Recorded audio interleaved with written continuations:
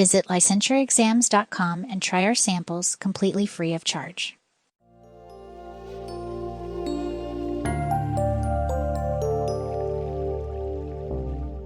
Welcome, all you soon-to-be therapists. I'm Dr. Linton Hutchinson, and today we're exploring a topic you need to know: distinguishing between avoidant personality disorder and dependent personality disorder.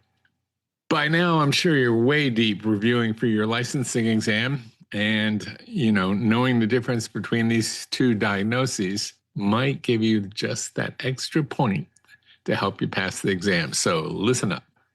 Both disorders can be particularly tricky because they share some common overlapping features. But don't worry, by the end of the next 8 minutes, you'll have a clear framework for differentiating between them. Let's start with avoidant personality disorder, or APD. According to the DSM-5-TR, this disorder is characterized by a pervasive pattern of social inhibition, feelings of inadequacy, and hypersensitivity to negative evaluation. The key word here is avoidance. These clients desperately want connection, but fear rejection so intensely that they always withdraw. For diagnosis, you need at least 4 of the 7 criteria, including avoiding occupational activities with significant interpersonal contact, unwilling to get involved unless sure of being liked, restraint in intimate relationships due to fear of shame, preoccupation with criticism in social situations, inhibition in new interpersonal situations, viewing themselves as socially inept or inferior, and reluctance to take any personal risk. Now, on the other hand, dependent personality disorder, or DPD, presents quite differently. This disorder involves a pervasive and excessive need to be taken care of, leading to submissive and clinging kinds of behavior. The key word here is dependence. These clients can't imagine that they could ever function without somebody else's support.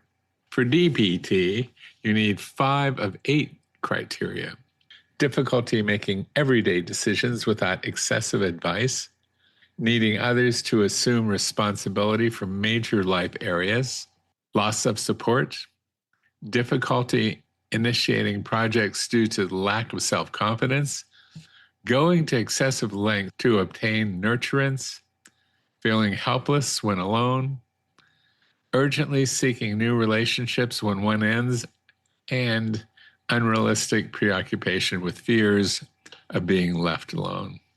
Remember, both disorders typically begin in early childhood, and are presented across various contexts. In other words, they do it at home, they do it at work, they do it at school. Remembering that will be essential for your exam. It has to occur in many different situations. Now, here's where it gets tricky for exam takers.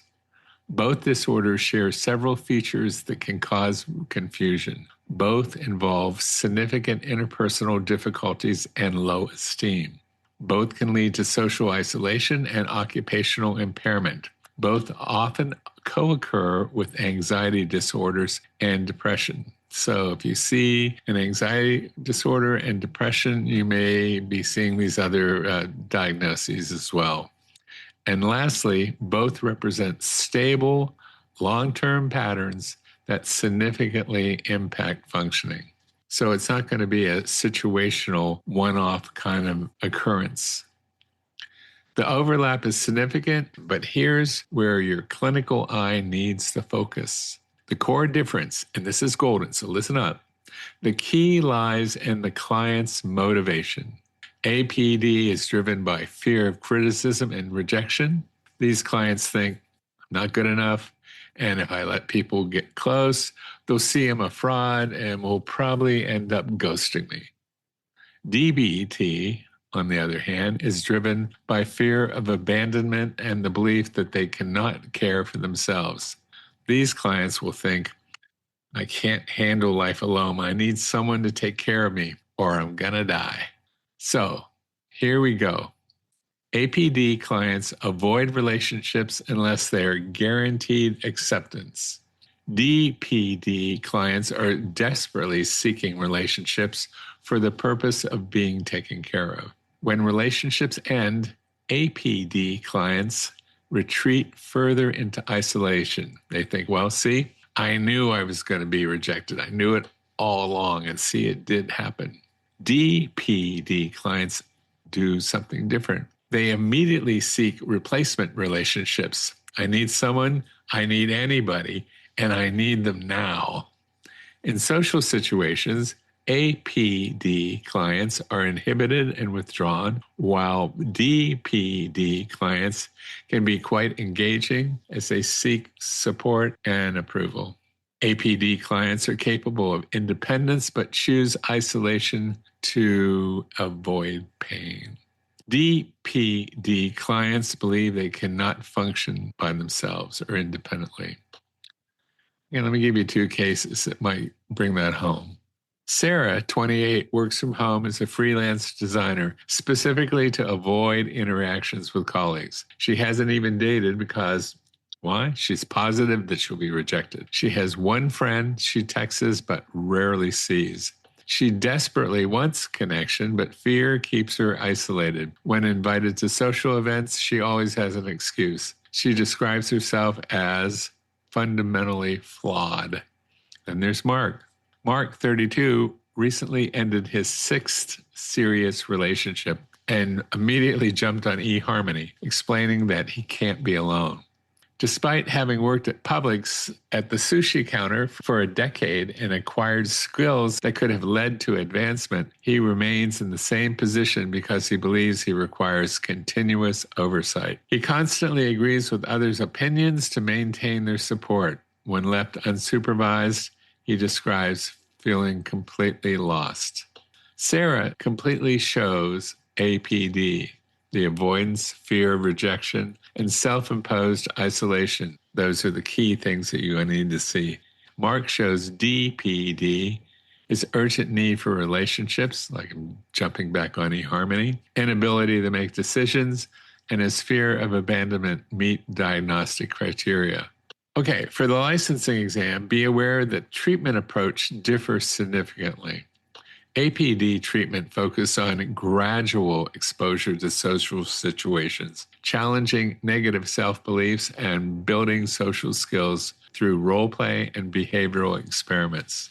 The therapeutic relationship itself becomes a corrective experience where the client learns that they won't always be rejected.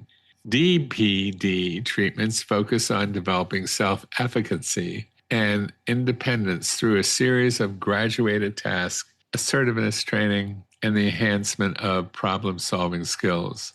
The therapist, that's you, must carefully balance support while encouraging autonomy, avoiding becoming another figure that the client excessively depends on. So think about that. Make sure that you don't fall into that trap. But you probably know that both of them benefit from what?